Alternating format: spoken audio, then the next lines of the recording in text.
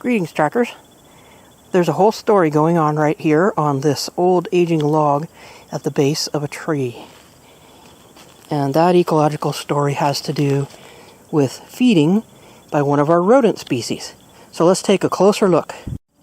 So there are several mushrooms here, and this purple one is a rusula or a brittlegill, and I think this one is the same, but I'm not going to touch it quite yet. So let's look a little closer and see what's happening here. Here at the end of November, one of the common items that you find in the diet of many of our local squirrels is mushrooms. And that's because they're easily available right now. They're ripe, and they're a good nutrition source when the trees aren't really producing cones right now, and there are no acorns right now unless they've stored them.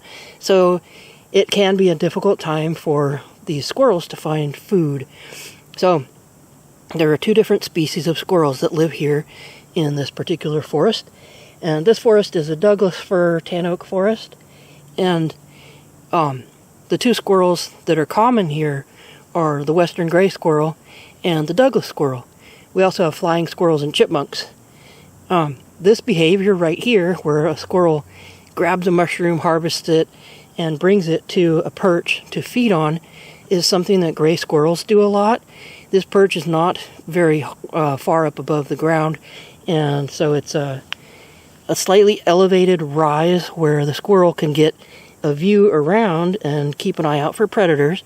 And as you saw in the first section of this video, there's a tree, and if a predator or danger approaches, the squirrel can just run up the tree for safety.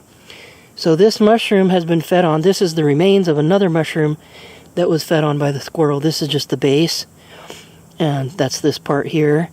And then this one here was harvested and has only been partially fed on. There's just a few marks right there, but this debris right here is the remains of the other mushroom that the squirrel fed on. Now, for ease of use, I'm just going to bring this one over here and show you this one also. So this is that rusula mushroom, and you can see right here, you can see marks from the incisor teeth of the squirrel. I'll give you a close-up in a minute, but you can see how it was using its teeth to eat that, and it just consumed the cap. They usually leave most of the stipe, or I think this is called the stipe. Anyway, I can't remember. But you can see that this even has some tooth marks in it.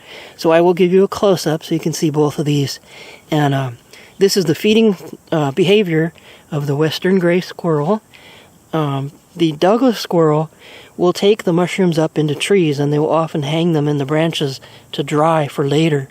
And they store them after they're dry. So they tend to harvest as many mushrooms as they can and take them up into the trees. The gray squirrels tend to just eat them right, wherever they have a perch that they prefer. So let's look a little closer at these mushrooms, and this is again the feeding sign of the gray squirrel.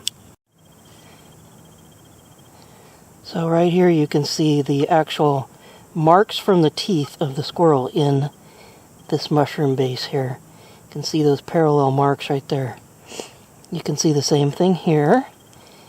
Note the parallel marks right here from the squirrel's teeth. Here's a size comparison so you can see how wide those marks are.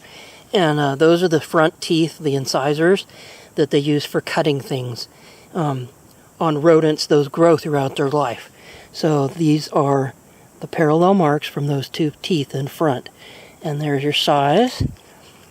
And here's the size of that one. So there you go. Hope you enjoyed learning a little bit about the feeding sign found in the forest left by the gray squirrel.